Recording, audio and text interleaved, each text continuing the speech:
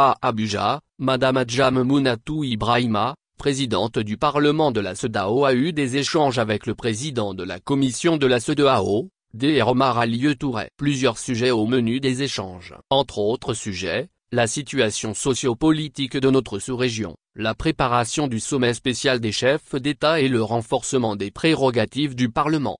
Sur son compte X, ex-Twitter, la présidente du Parlement de la CEDEAO évoque les échanges entre elle et le président de la commission de la CEDEAO, Dr Omar Alieu Touré. Les sujets évoqués par la présidente du Parlement prouvent à suffisance que Adjam Mounatou Ibrahima ne dort pas sur ses lauriers depuis son arrivée à la tête du Parlement de l'instance sous-régionale.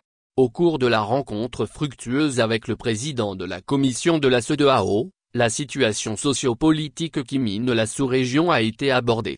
La présidente du Parlement de la CEDEAO renseigne sur la préparation du sommet spécial des chefs d'État sans oublier le renforcement des prérogatives du Parlement.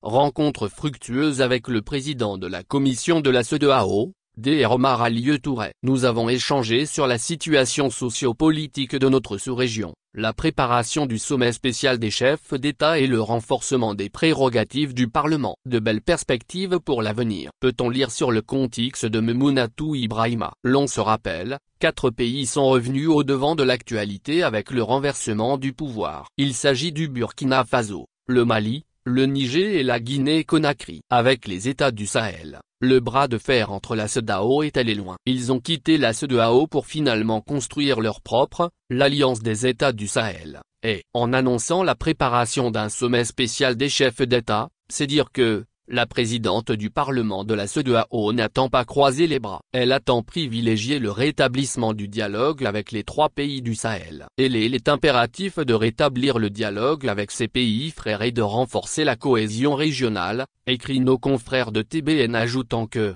la présidente du Parlement de la CEDEAO rappelle que l'unité régionale est essentielle pour faire face aux défis communs, notamment en matière de sécurité et de développement.